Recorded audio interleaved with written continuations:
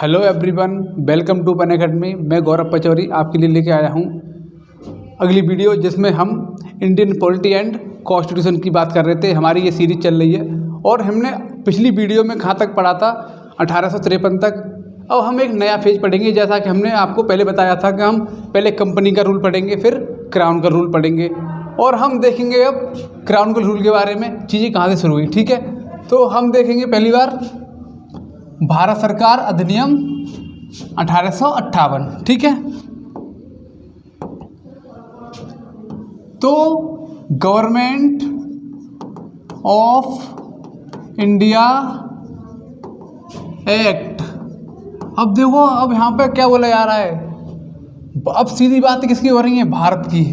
अब तक इस शब्द को नहीं बताया गया था, लेकिन अब हम डायरेक्टली भारत शब्द यूज कर रहे हैं। ठीक है, तो भारत सरकार अधिनियम 1858 हमें ध्यान रखना है। अब हम इसमें देखेंगे ये क्या था।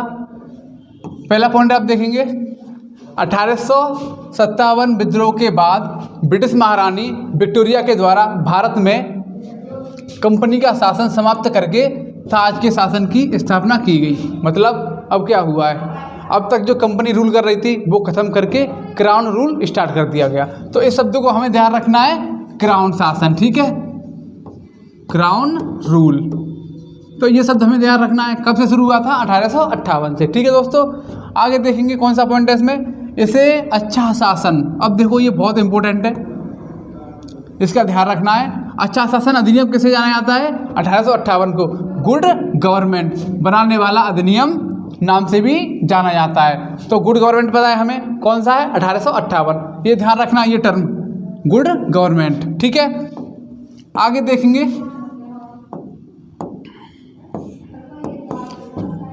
आगे देखते हैं भाई तीसरा पॉइंट,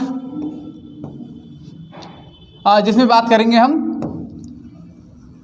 कि पोस्ट का कैसे नाम बदला, पदनाम कैसे बदला गया। ठीक है,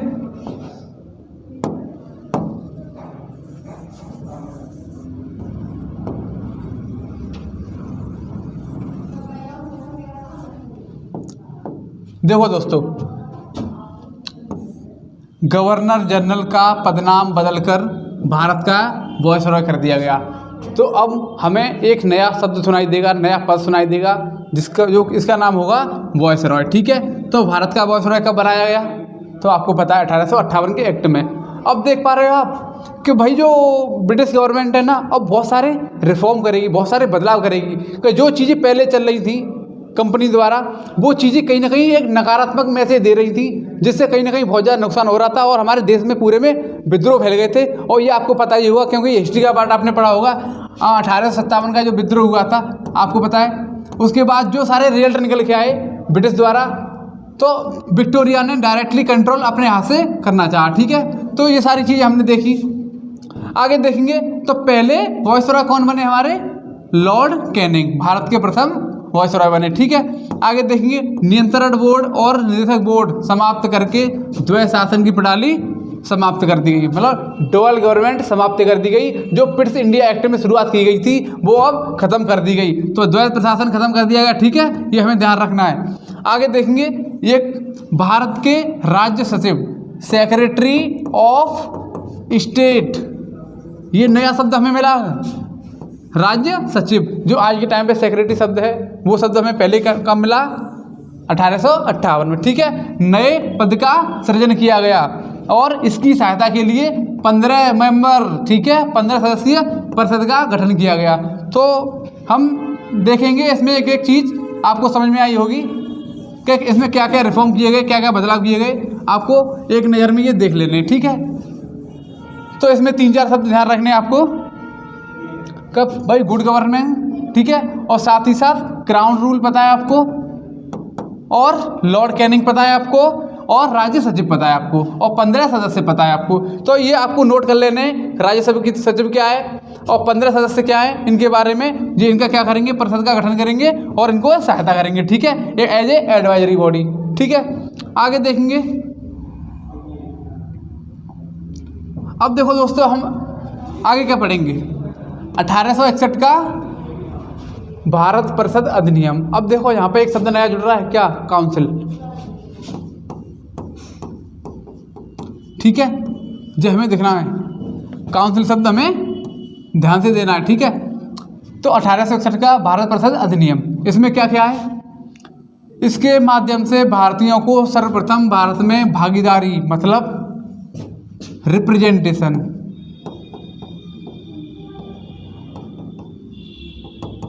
ठीक है, रिप्रेजेंटेशन की बात कर रहे हैं, प्रयास किया गया। ठीक है, प्रथम बार गैर सरकारी सदस्यों की नियुक्ति की गई, नॉन ऑफिशियल। ठीक है, तो हमें ध्यान रखना है पहली बार भारत में गैर सरकारी सदस्यों की नियुक्ति कब की गई थी? तो भारत परिषद अधिनियम 1861 में। तो हमें दो चार शब्द याद रखने यहाँ पे, एक तो नॉन ऑफिशियल मेंबर की बात कर रहे हैं, साथ ही साथ भागीदारी रिप्रेजेंटेशन की बात कर रहे हैं कि भाई हम इंडियन लोगों को अब धीमे धीमे रिप्रेजेंटेशन देंगे, इनको भी अपनी सरकार का परिषद का हिस्सा बनाएंगे। ठीक है दोस्तों, आगे देखेंगे 1862 में बनारस के राजा। अब ये कौन थे? ये यहाँ से क्वेश्चन बनता है कि भाई किनको अपॉइंट किया गया था, जो नियुक्ति की गई थी ना, उनके नाम बताओ। तो बनारस के राजा, पटियाला के महाराजा और सर दिनकर राव को मनोनीत किया गया। ठीक है, तो हमें ये तीन नाम याद रखने हैं, बनारस के राजा, पटियाला के राजा और महाराजा और सर दिनकर राव पहली बार नॉन ऑफिशियल या गैर सरकारी सदस्यों की रूप में नियुक्त किए गए थे। ठीक है, आगे देखेंगे केंद्रीकरण के स्थान पर विकेंद्रीकरण, मतलब अब देखो इसका मतलब क्या है? अब कहीं ना कहीं धीमे धीमे पावर को क्या करेंगे? रिड्यूस करेंगे, मतलब जो जितनी केंद्रीय शक्ति उनको हल्का सा कम करेंगे और विकेंद्रीकरण करेंगे। जैसा देख पा रहे हो आप, केंद्रीकरण के स्थान पर विकेंद्रीकरण, मतलब सेंट्रलाइज की जगह पे क्या हो गया? डिसेंट्रलाइज। तो हमें ध्यान रखना है ये शब्द, सेंट्रलाइज और डिसेंट्रलाइज की शुरुआत की गई। आगे देखेंगे 1862 में। अब देखो 1862 में मतलब क्या हुआ था? बंगाल, 1866 में उत्तर पश्चिमी प्रांत में और 1897 में पंजाब में विधान परिषद। अब देखो ये शब्द ध्यान रखना है हमें, विधान परिषद, इन तीनों की स्थापना की गई थी। कौन कौन से नाम याद आ रहे हैं आपको? बंगाल और उत्तर मतलब नॉर्थ वेस्ट और प्रोविंस। ठीक है, ये ध्यान रखना है। मैं 1897 में पंजाब में विधान परिषद की धीमे धीमे स्थापना की गई। ठीक है, आगे देखेंगे लॉर्ड कैनिंग द्वारा विभागीय प्रणाली, ये ध्यान रखना है। पोर्टफोलियो सिस्टम, ये शब्द लिखा आता है दोस्तों। पोर्टफोलियो सिस्टम क्या होता है तो हमें पता होना चाहिए कि भाई छोटे छोटे डिपार्टमेंट होते हैं, ये इन डिपार्टमेंटों को चलाने के लिए भाई इनके लिए कुछ हेड की जरूरत होती है जो पूरे डिपार्टमेंटों को आगे रन करे। ठीक है, जैसे आज के टाइम पे हमारे सरकार के कितने सारे डिपार्टमेंट हैं, उनके डिपार्टमेंट के हेड भी होते हैं। ठीक है, उसी के अंदाज में देखो आप देख पा रहे होंगे। तो विभागीय प्रणाली का मतलब क्या है? पोर्टफोलियो सिस्टम, मतलब जो छोटे छोटे डिपार्टमेंट थे, बड़े बड़े डिपार्टमेंट थे, उनको रन करना, उनको आगे चलाना, उनकी कैसी रेस्पॉन्सिबिलिटी है। ठीक है, आगे देखेंगे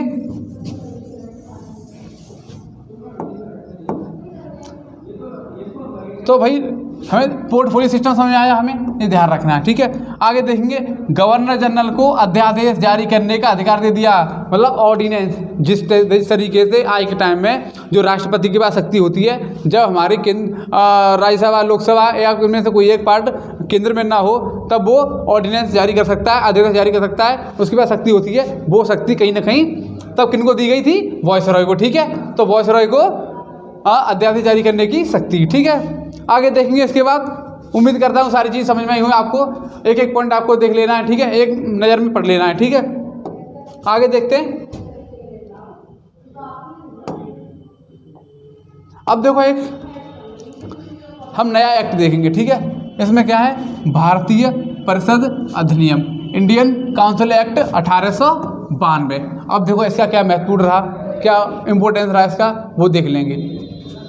केंद्रीय व्यवस्थापिका में गैर सरकारी सदस्यों की संख्या में वृद्धि। अब देखो जो नॉन ऑफिशियल मेंबर थे, अभी बात की हमने पहले, उनकी नंबर क्या कर दिए गए? इंक्रीज कर दिए गए। ठीक है, तो हमें ये ध्यान रखना, नंबरों की संख्या बढ़ा दी गई। किसमें? गैर सरकारी में। ठीक है, अभी ऑफिशियल मेंबर हमें पार्टिसिपेट नहीं मिला है, ऑफिशियल मेंबर में सरकारी सदस्यों में हिस्सा नहीं मिला है, केवल गैर सरकारी में अभी तक है ना। आगे देखेंगे निर्वाचन पद्धति को आरंभ किया? दोस्तों क्वेश्चन ये बनता है कि पहली बार इन कौन से एक्ट में निर्वाचन शब्द का प्रयोग किया गया था? तो भाई बताए 1892 में, लेकिन इसे अप्लाई नहीं किया गया था। ये भी ध्यान रखना है कि भाई इन्होंने ऐसा बोला था कि हम कुछ इलेक्शन सिस्टम लेके आएंगे, है ना, इलेक्टोरल सिस्टम लेके आएंगे, लेकिन उसे एग्जीक्यूट अप्लाई नहीं किया था। ये ध्यान रखना है। आगे, प्रांतीय परिषदों के गैर सरकारी सदस्य अप्रत्यक्ष रूप से निर्वाचित होने लगे। अब देखो इनडायरेक्टली क्या कर रहे हैं? इलेक्टेड हो रहे हैं, ठीक है। इनडायरेक्टली क्या कर रहे हैं? इलेक्टेड हो रहे हैं। कौन? गैर सरकारी सदस्य। कहाँ पे? प्रांतीय में। ये भी ध्यान रखना है। कहाँ पे? केंद्र में नहीं, प्रांत में। देखो एक सेंटर है, एक प्रोविंस है, ठीक है। तो केंद्र में ना होके केवल प्रांत की। अभी हम लोगों को केंद्र तक की जाने की कोई शक्ति नहीं दी, केवल हम अब प्रांत लेवल पे काम कर सकते थे, ठीक है। ये ध्यान रखना है। साथ ही साथ आगे देखेंगे केंद्रीय विधायिका के सदस्यों को बजट पर। अब देखो ये शब्द ध्यान रखना है आपको, बजट। यहाँ से क्वेश्चन बन जाता है कि बजट का मतलब कहाँ पे चर्चा की गई थी, है ना, मतलब डिस्कशन करने की।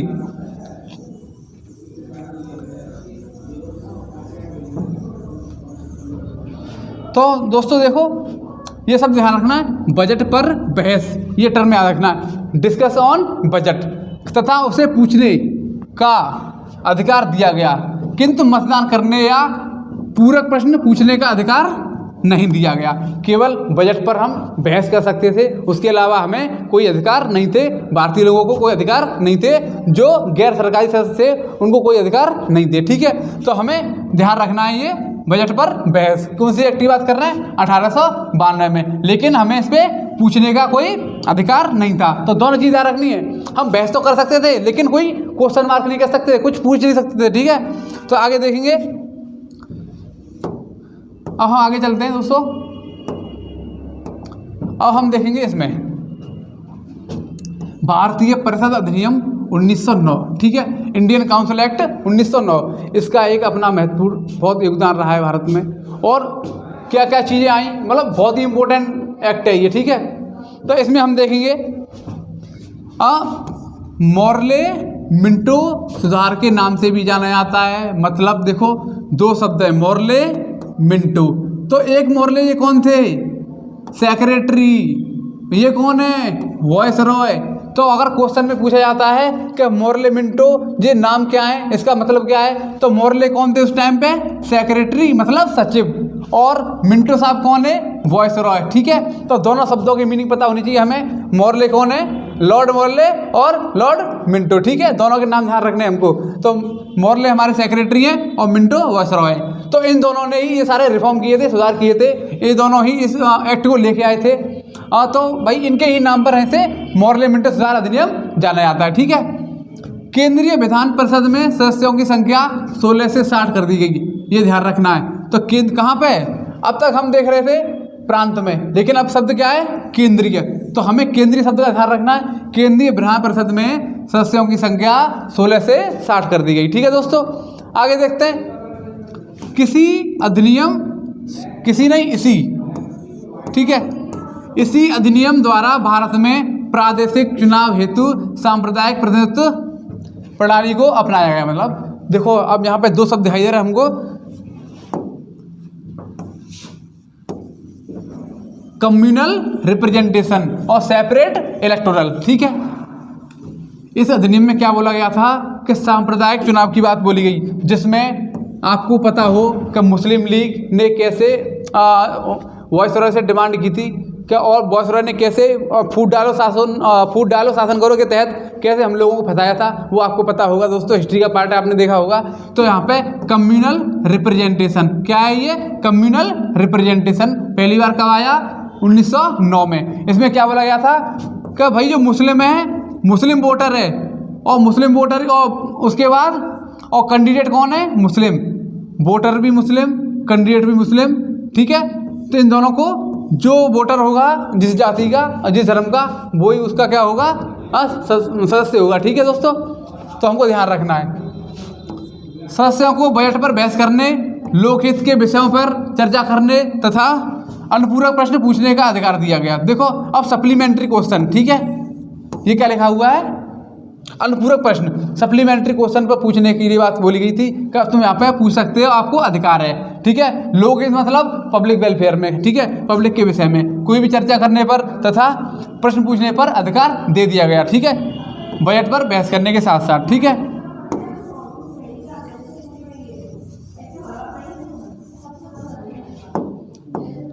आगे देखेंगे दोस्तों क्या लिखा हुआ है। वायसरॉय की कार्यकारिणी परिषद में सत्येंद्र प्रसाद सिन्हा को विधि सदस्य के रूप में शामिल किया गया। मतलब देखो पहली बार हम एक चीज देख रहे हैं, ये क्वेश्चन यहाँ से बना है कि लॉ एडवाइजर, ठीक है, कौन, सत्येंद्र प्रसाद सिन्हा को विधि लॉ मेंबर के रूप में चुना गया था, नियुक्त किया गया था। कहाँ पे? एग्जीक्यूटिव काउंसिल में, कार्यकारी परिषद में। किसकी? वायसरॉय की कार्यकारी परिषद में सत्येंद्र प्रसाद सिन्हा को as a law member elect किया गया था। ठीक है दोस्तों, अपॉइंट किया गया था। तो हमको ये ध्यान रखना है। ठीक है, तो हमें सांप्रदायिक प्रतिनिधित्व का ध्यान रखना है और प्रादेशिक चुनाव का ध्यान रखना है और सेपरेट इलेक्टोरल, ठीक है, ये सब ध्यान रखने हैं।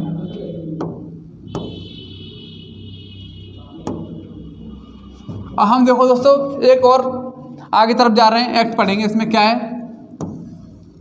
भारतीय परिषद अधिनियम 1919। इसमें क्या बोला गया था तो देख लेंगे क्या बोला गया था। इसका मुख्य उद्देश्य क्या था?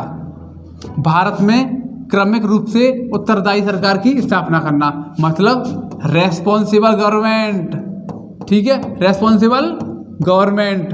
तो ये शब्द पूछा गया है कि रेस्पॉन्सिबल गवर्नमेंट या उत्तरदायी सरकार का जो शब्द है वो ब्रिटिश लोगों ने कहाँ पे प्रयोग किया था, कौन से एक्ट में प्रयोग किया था? तो 1919 के एक्ट में। ठीक है, तो हमें ये सब ध्यान रखना है, क्रमिक रूप से उत्तरदायी सरकार। ठीक है, रेस्पॉन्सिबल गवर्नमेंट। ठीक है, आगे देखेंगे।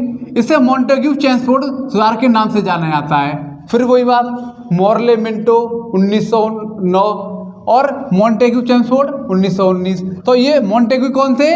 सेक्रेटरी, ठीक है, सचिव। और चेम्सफोर्ड कौन थे भाई? वॉयसरॉय। तो हमें दोनों नाम बताएं, वॉयसरॉय कौन है? चेम्सफोर्ड। और तुम्हारे सेक्रेटरी कौन है? मॉन्टेग्यू। तो हमें दोनों नाम ध्यान रखने, इन दोनों ने ये मिलके इसको डिजाइन किया था। ठीक है, आगे देखेंगे। इसमें ये सारी चीजें आप नोट कर लेना वीडियो पॉज करके। केंद्रीय और प्रांतीय सूची का निर्माण। अब देख रहे हो आज के टाइम में भारतीय संविधान में सूचियां हैं, राज्य सूची अलग है, केंद्र सूची अलग है और समवर्ती सूची अलग है। उसी प्रकार से देखो केंद्र की सूची अलग होगी, सब्जेक्ट अलग होंगे, प्रांत के अलग होंगे। ठीक है, तो अलग अलग इनके सब्जेक्ट होंगे। ठीक है, इनकी बात कर रहे हैं ये। साथ ही प्रांतों में हस्तांतरित और आरक्षित विषय, इसका मतलब ट्रांसफर और रिजर्व।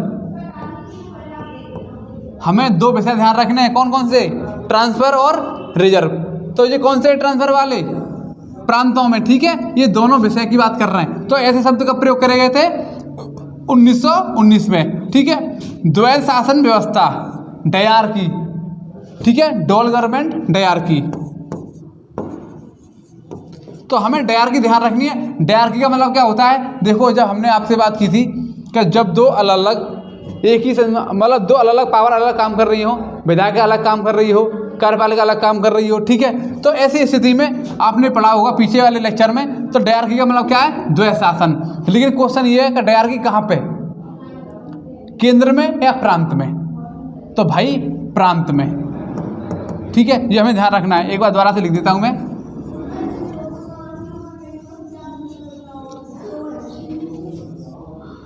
तो डायरकी कहाँ पे? प्रांतों में। ठीक है, द्वैध शासन व्यवस्था कहाँ पे?